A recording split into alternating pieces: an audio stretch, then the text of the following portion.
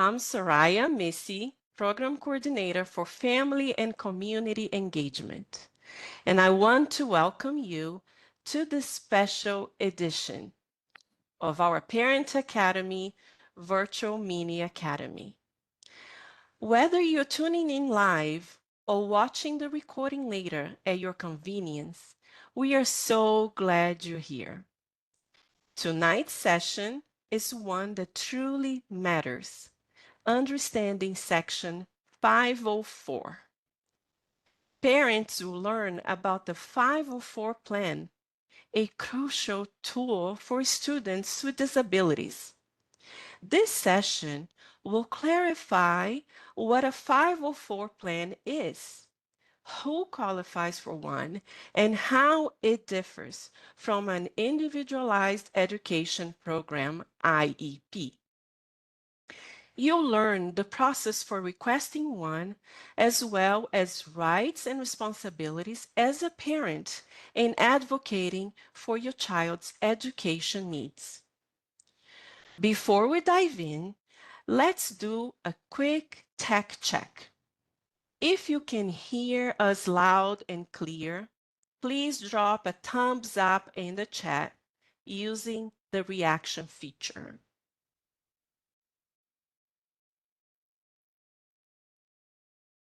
Trying to check if anyone is answering.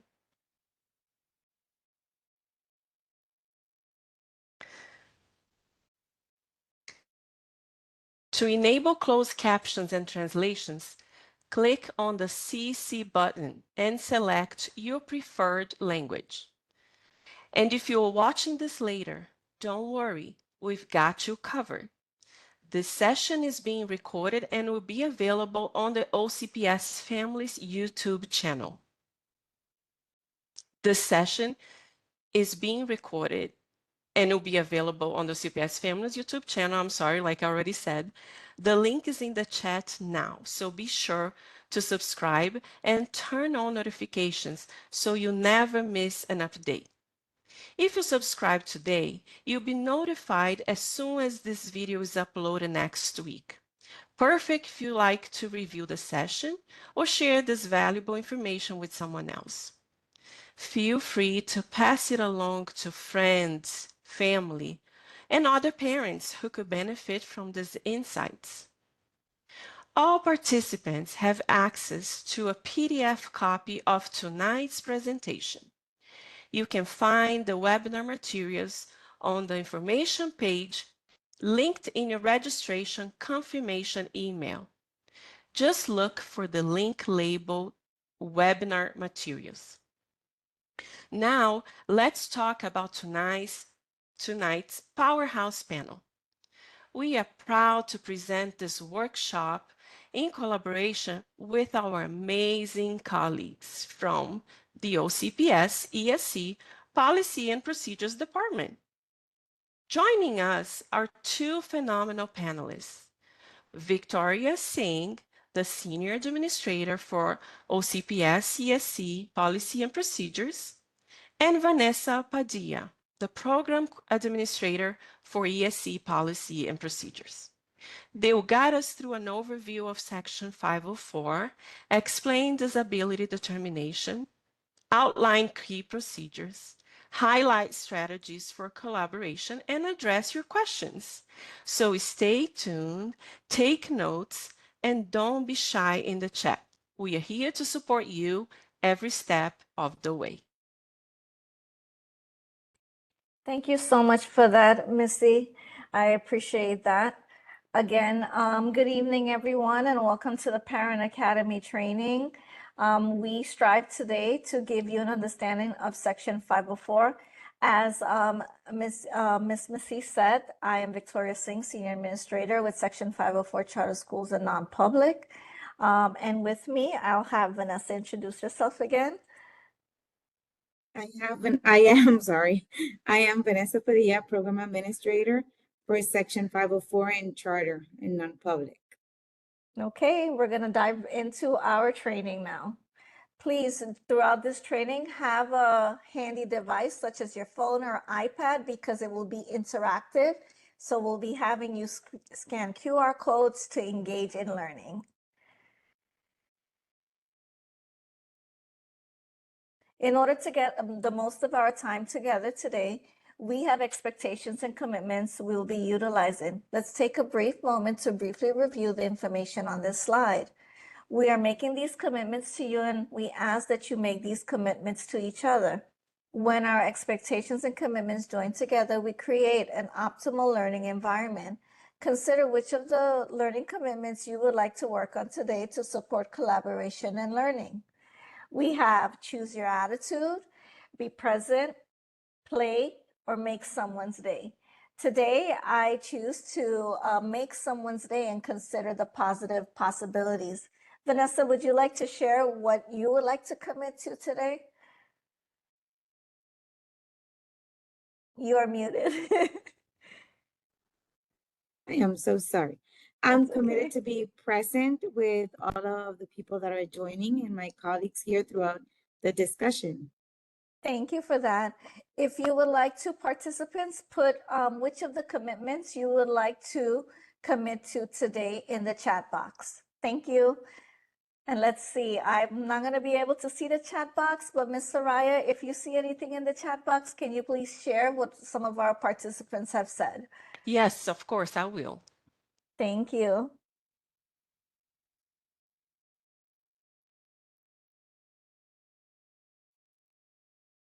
Do we have anything in the chat box before I move on? Not at this moment, no, we don't. Okay, no worries. Okay. So we have a sign-in sheet so we can gauge who is with us today. So please take a moment and scan the QR code by using or use the tiny URL to sign in to today's Parent Academy session. You will find the link also in the chat box. Do we have access to drop it in the chat box as well, Ms. Soraya? I can try the website that you just shared. Yes, thank you. I'll work on this. So I'll keep this up for maybe another 10 seconds so you can scan the QR code. And thank you so Vanessa. much. Okay. Thank you so much, Vanessa, for putting the tiny URL in the chat box. Okay, moving right along.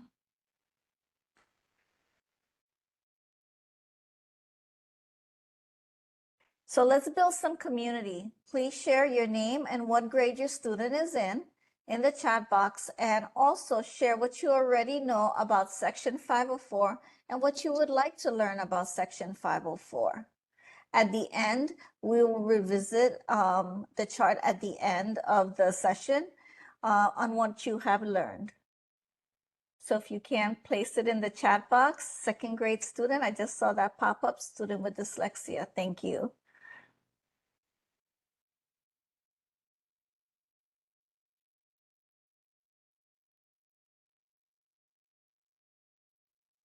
Giselle, that's okay. You're going to learn some things about Section 504 today. So thank you for that. And thank you for being here today. Okay, Marisol has a 12th grader.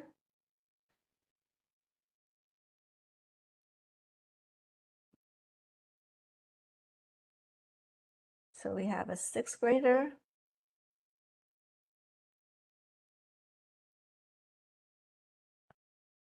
So anyone wants to share something they know about Section 504 in the chat box?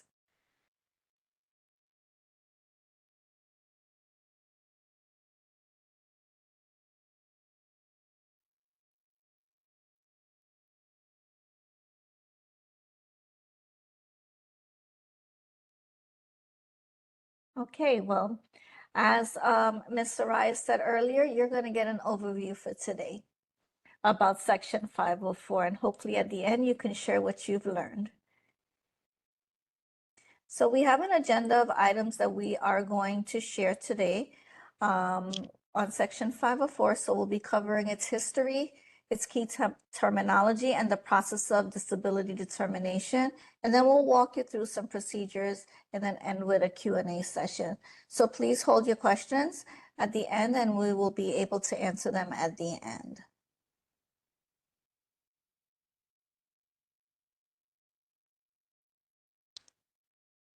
So we're going to dive into right now on the background of Section 504.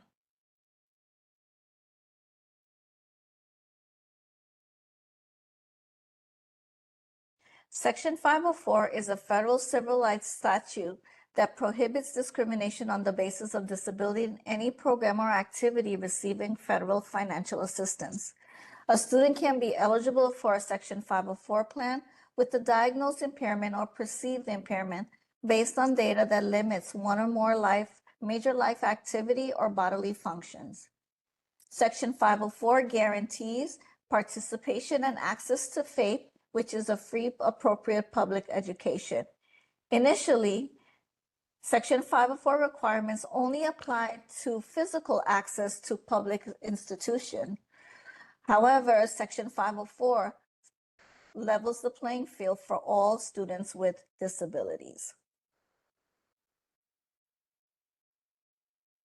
A Section 504 plan, also known as an IAP, Individual Accommodation Plan, is to eliminate discrimination on the basis of handicap in any program or any activity receiving federal financial assistance.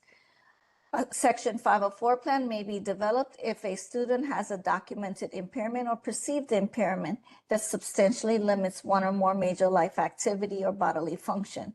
A Section 504 plan provides accommodations and/or related services. Section 504 covers birth through age 21. Students that are gifted and students that are intermittent hospital homebound are also able to be evaluated for a Section 504 plan.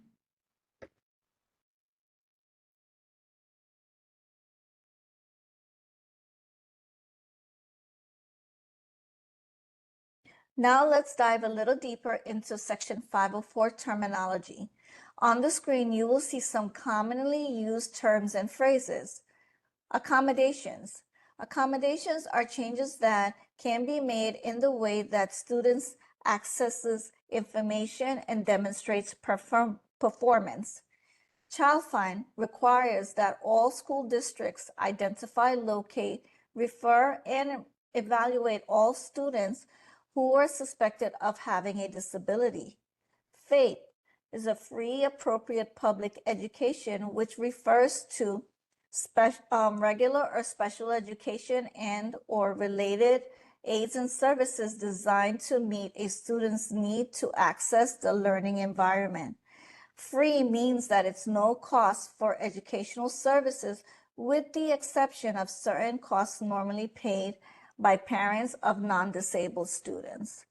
Appropriate means that it is designed to meet a student's educational needs as adequately as the needs of non-disabled students are met. Major life activities can include learning, reading, writing, etc. A child's disability must substantially limit one or more major life activity. Mental impairment is a disability that can affect your mood, thinking, and behavior, including but not limited to depression, anxiety, ADHD, eating disorders, or addictive behaviors. Related services are services for the assistance or benefit of students with disabilities. These services may include occupational therapy and physical therapy, transportation, and or assisted technology.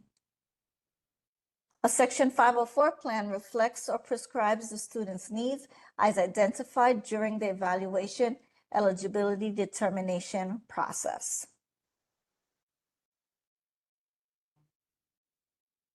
Child find means that each district has the responsibility to look for and evaluate children suspected of having a disability. Section 504 includes a child find requirement. District schools are responsible for evaluated students who, because of their suspected disability, need supports and related services under Section 504. Districts and schools must identify and locate all children in their district's jurisdiction who are disabled and notify students with disabilities and their parents or guardians of the district's responsibility under Section 504. So now we're coming up on our first interactive check-in.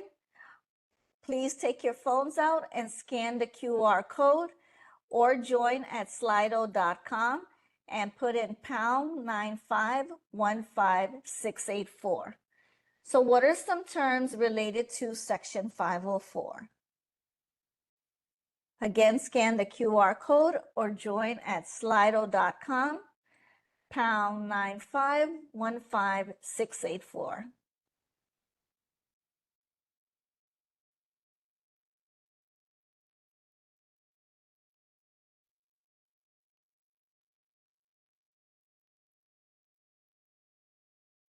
If you're unable to access the QR code, you could put some terms in the chat box. I see one person typing, yay, behavior.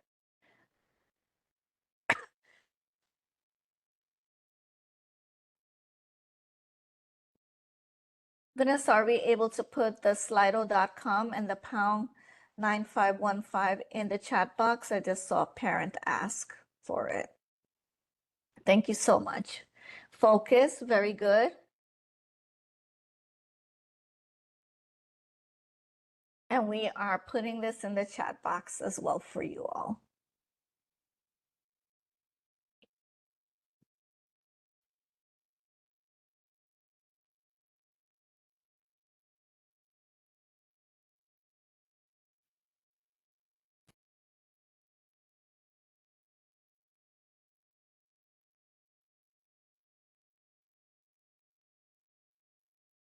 Support, yes, definitely. A Section 504 provides a variety of supports.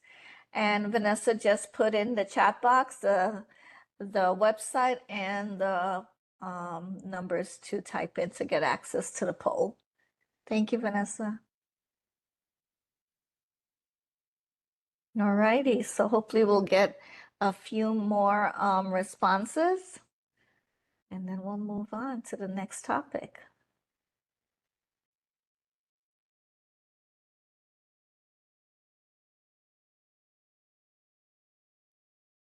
You can also put it in the chat box.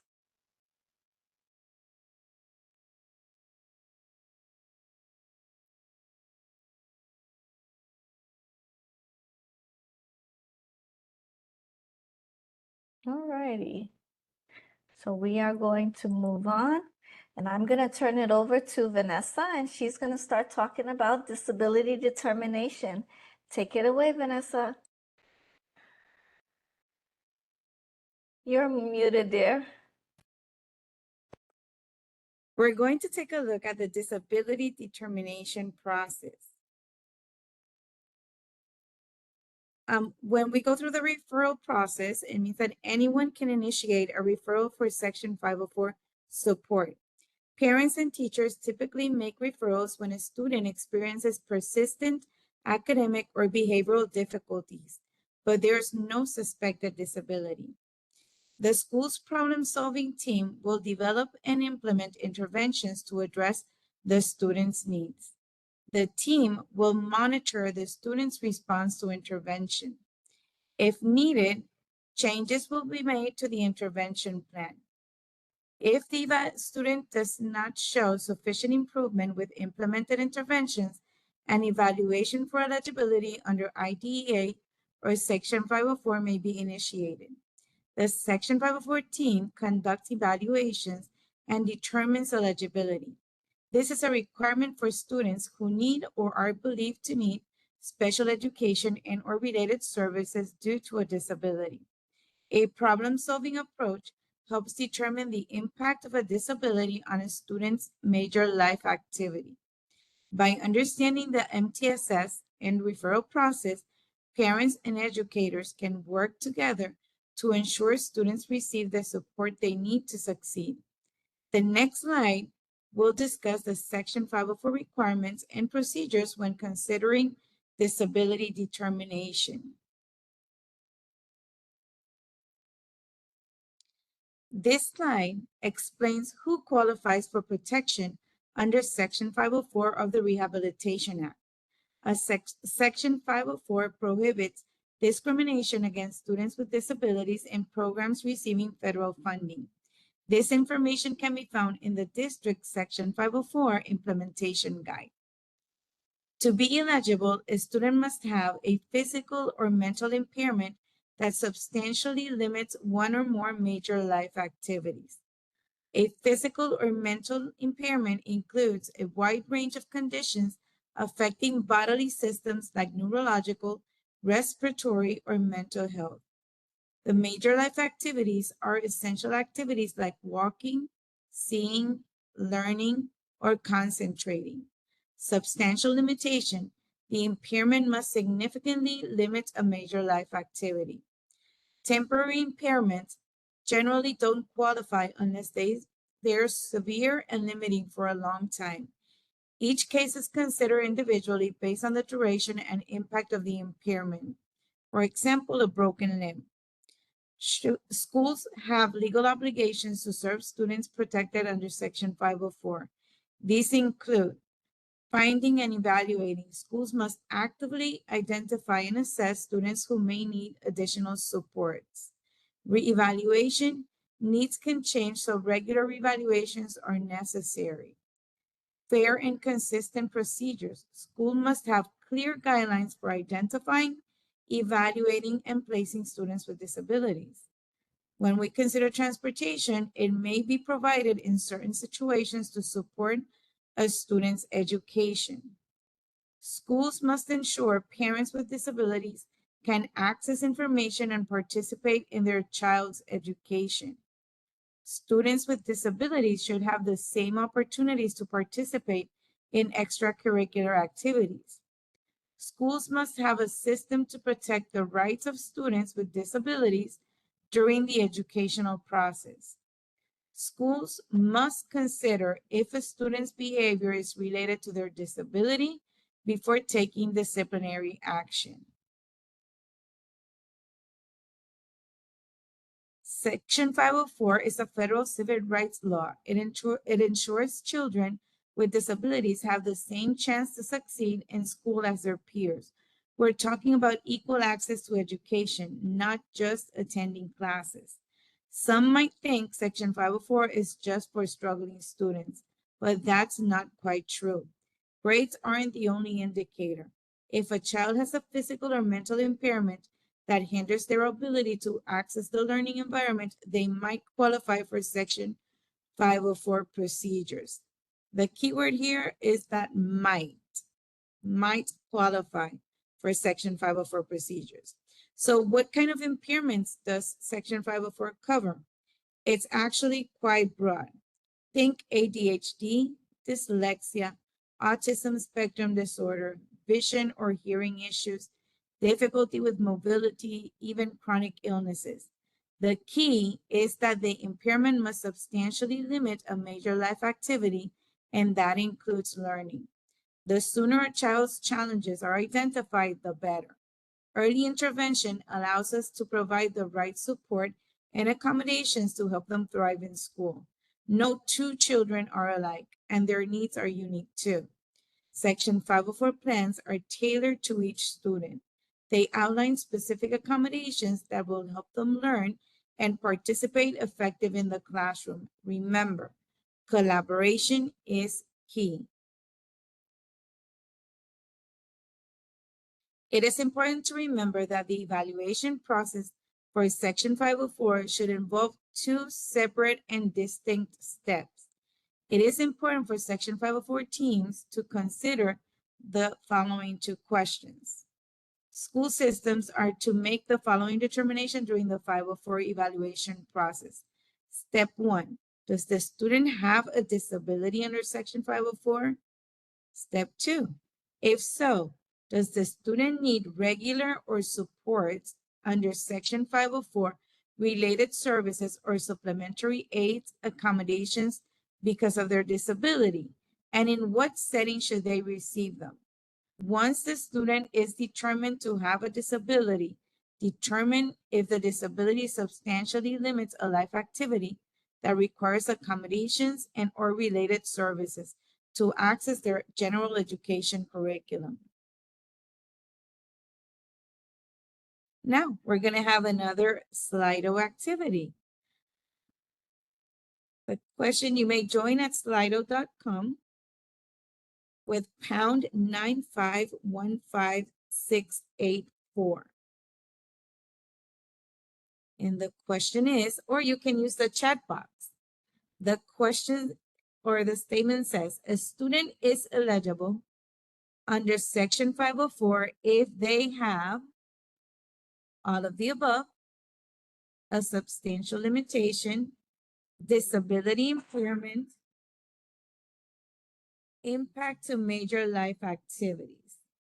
So a student is eligible for Section 504 if they have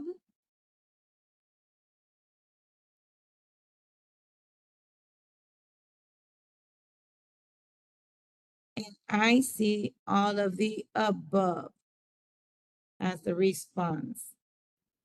So now for the next section, I'm going to have Victoria. Thank you, Vanessa. And thank you. You are correct. For that one person that answered, it is all of the above. Great job. All right, so we're going to go and dive into next our section 504 procedures. The next few slides will share the procedures for developing and implementing a section 504 plan.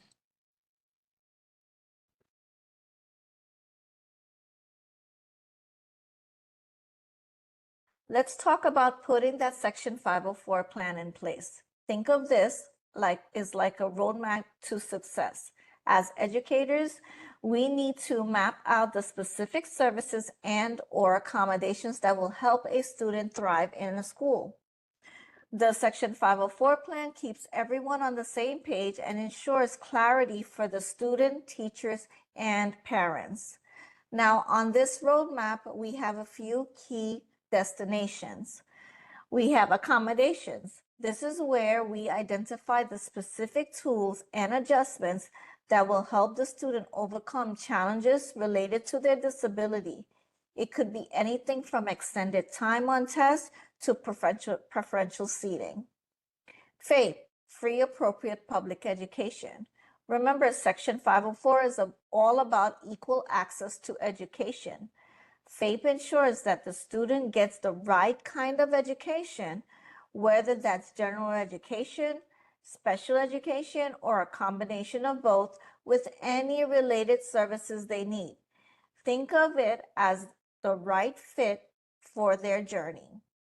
Related services are extra services that might not be explicitly mentioned in Section 504, but can still be crucial. Think of things like counseling, occupational therapy, physical therapy, speech therapy, and even transportation assistance. If these services are needed to help the student access education, then they fall under the umbrella of FAPE.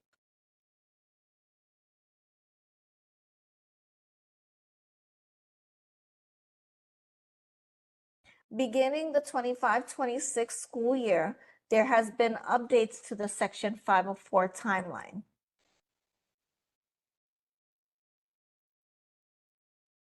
For the 25-26 school year, OCPS will be reviewing the Section 504 plans every 3 years. However, there are some exceptions to this rule. On the next slide, we will discuss this more in depth.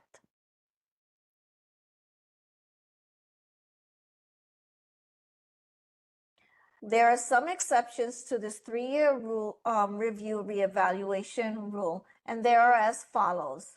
Grade progression transition meetings are held from grades 5 to 6 and 8 to 9.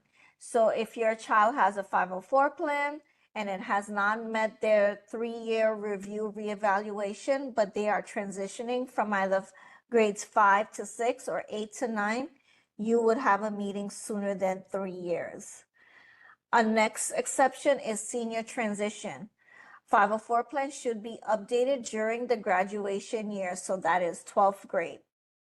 Some students graduate early in 11th grade, so if so, it would be that graduation year. Parent requests. If a parent requests a Section 504 plan, that meeting must be held within 30 days.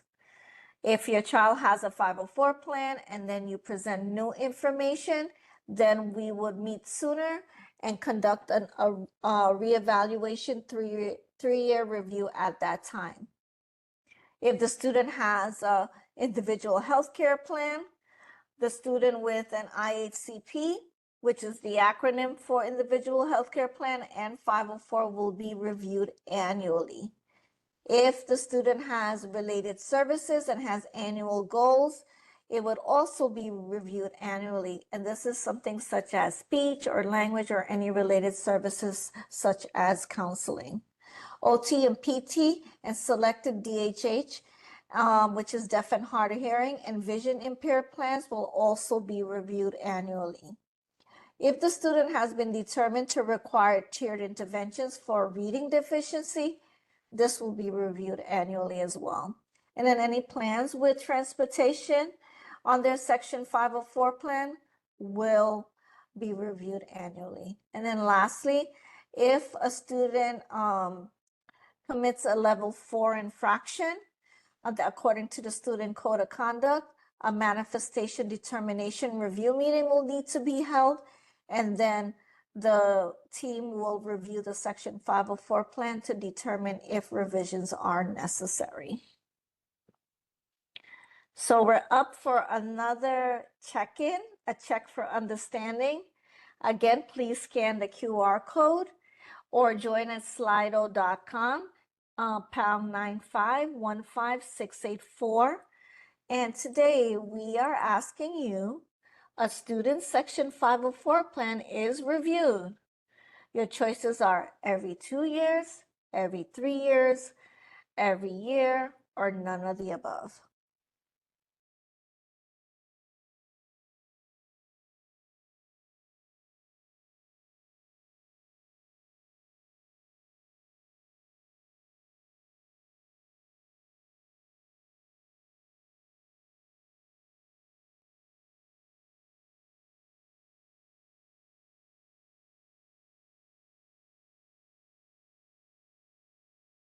I think we're having some technical difficulties on this Slido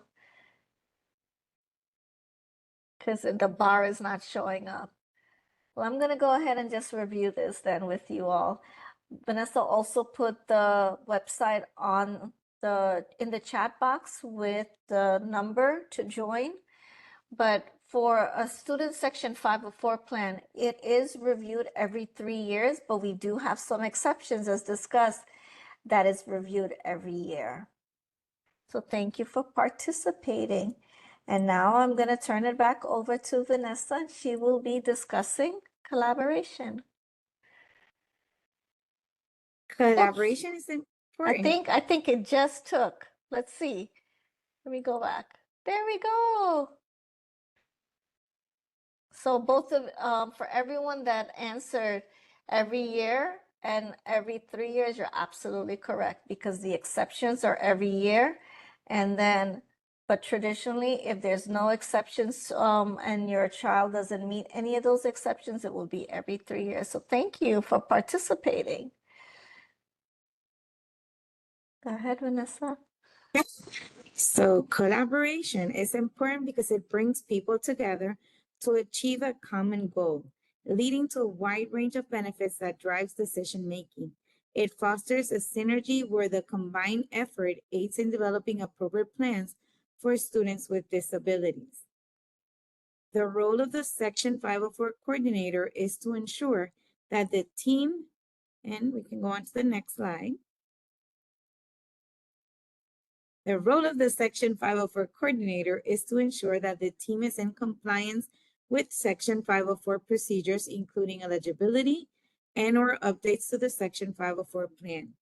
The teacher's role is to share data that includes grades in the classroom, school-wide and district data, and behavioral and functional performance within the general education setting to drive decision-making and to help develop and implement a Section 504 plan tailored to the student. The other members are there to answer any administrative questions related to questions outside of the Section 504 plan, such as attendance, discipline, grading, additional resources, or supports. The parent provides vital information about the student's development and historical information. The stakeholders' collaboration allows for diverse perspectives, improved problem solving, and stronger relationships as a school parent community. Here are some tips to facilitate a successful meeting. As a student team, we need to ensure that we collaborate and communicate with one another to achieve a common goal. We all are here for the best interest of the student. Data is a tool for partnership. Teams should look at this data together as it is a starting point for a conversation about how we can best support your child, both at school and at home. At the beginning of the presentation, you shared what you know about Section 504 and what you would like to learn. Please share something that you have learned.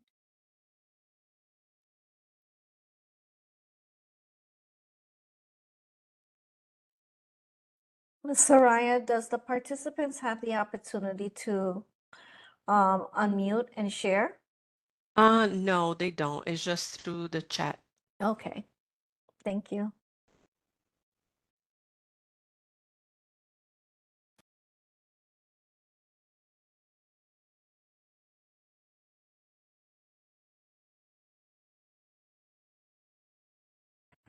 So participants, if you would like to put something in the chat box that what you have learned about Section 504.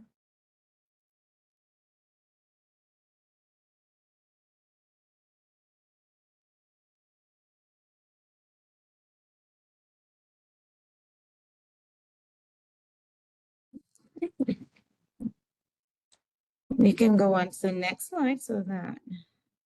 Okay.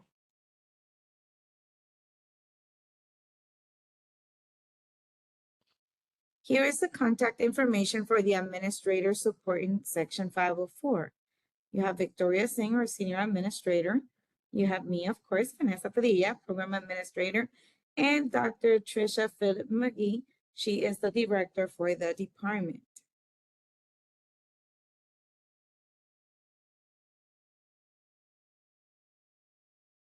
Now we have here a QR code in the tiny URL for you guys to complete this a quick survey. Your feedback is very important for us and very valuable.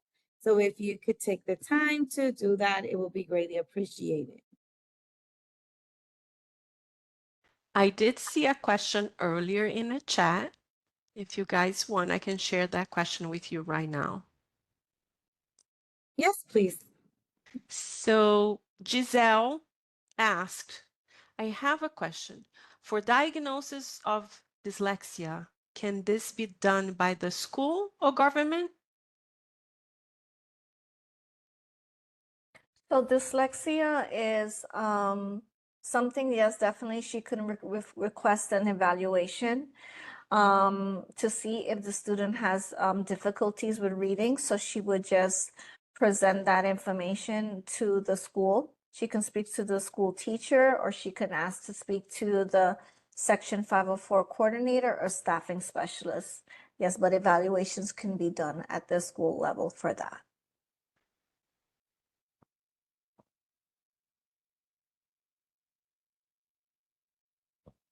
And if anybody else has any questions, feel free to type your questions in the chat box.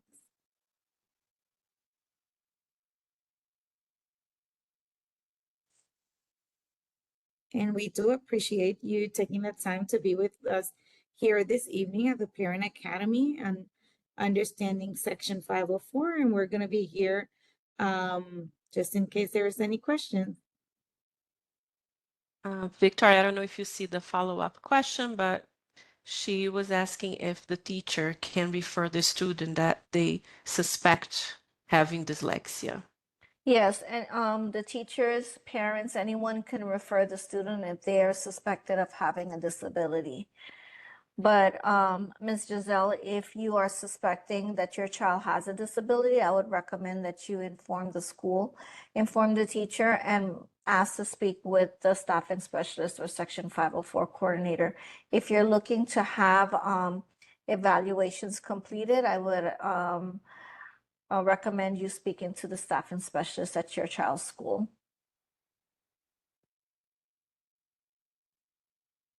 Okay. You're most welcome. Please, we're here. We ended with extra 5 minutes for questions. So we are here until 7 for questions. Please utilize Vanessa and I.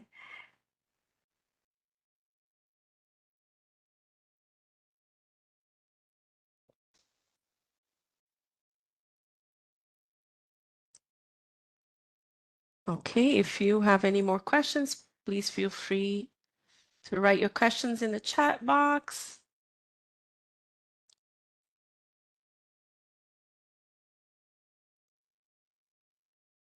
And before we wrap up, I want to personally invite you to our upcoming Parent Academy events. They're all designed to help you stay informed, connected, and empowered. I'll put in the chat now the registration links if you want to mark your calendars.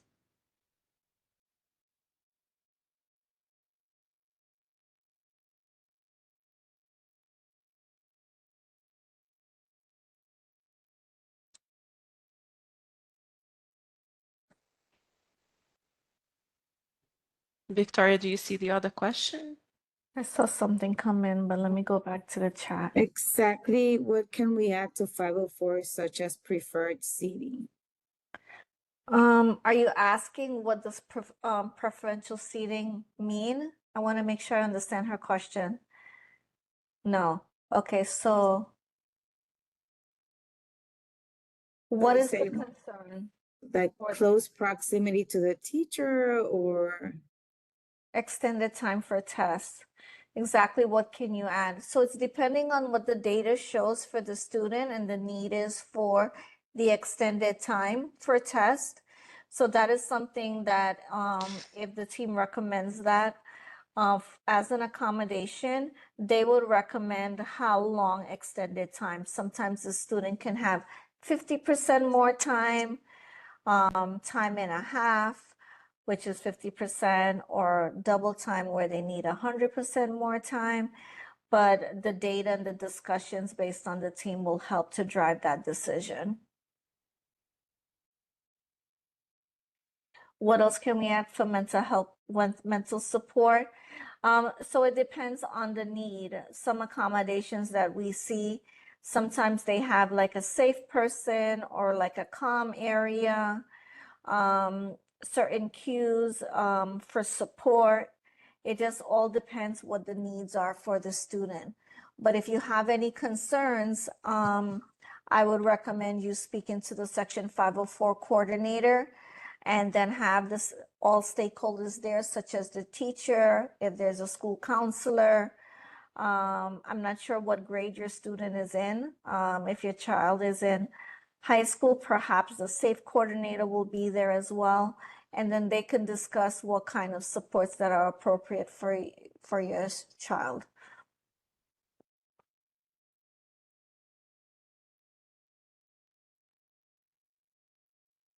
You're welcome.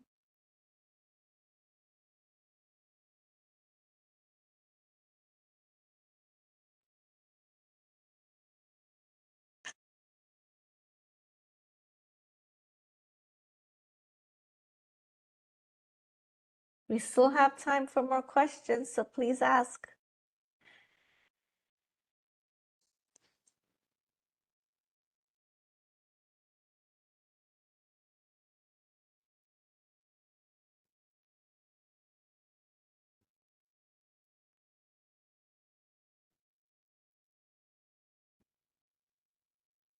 Does any other participant have any questions?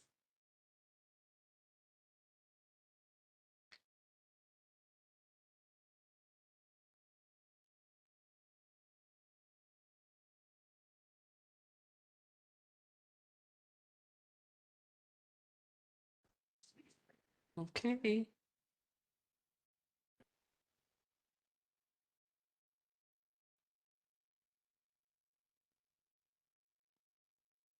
I think we got another question. Who will be in charge of diagnosing dyslexia? The school psychologist. They don't test for dyslexia as is.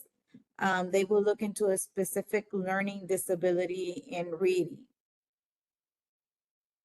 So the dyslexia would fall under that specific learning disability, and they would look at those reading difficulties that's associated with dyslexia. And it would be more so assessing versus diagnosing. So they would be completing a series of assessments to see if the student has reading difficulties.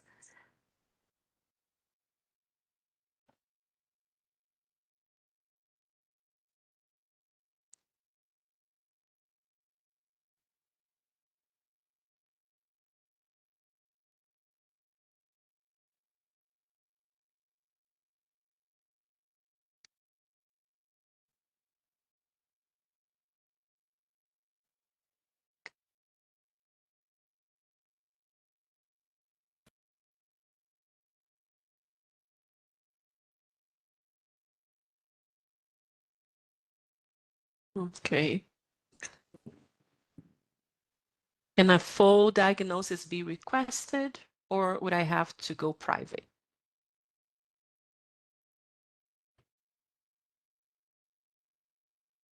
Vanessa, you see that in Spanish? Yes. Giselle had another question, two more questions. Oh, okay. What did she say? Can a full diagnosis be requested or would I have to go private? So the school psychologist would not diagnose, but rather they would look at testing in the area of a suspected disability, as Vanessa said. If you are looking for a diagnosis, then you would go speak to your doctor regarding that. Yes, you can get private evaluations done, but at the school level, we do the school psychologists do complete evaluations, but it won't be in a form of a diagnosis. Rather, it would be determining if a student is eligible for exceptionality, which is specific learning disability.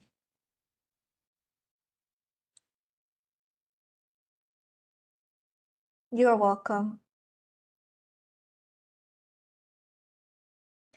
Ms. Giselle, do you want to share what school you're at? We can put our email address back up. I'll go back to that slide. And you could email myself or Vanessa and we can help you navigate that. Okay, so if you want to, and they're going to have access to these slides, right, Ms. Soraya? Yes, they will. Okay, so they'll have our contact. Ms. Giselle, you can just contact myself or Vanessa and we'll help to guide you on that at the school level. And another parent, it wasn't really a question, but she says, thank you for this guidance. It really enriches my knowledge. My son attends Freedom High School. He has no medical conditions.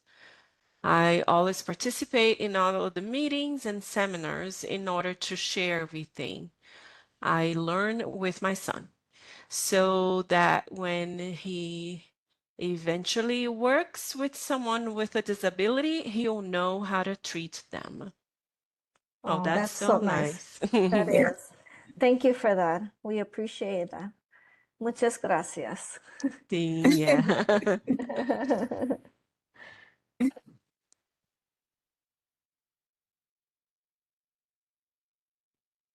Okay. You're most welcome, Ms. Giselle. I saw her. I'm scrolling down. Mhm.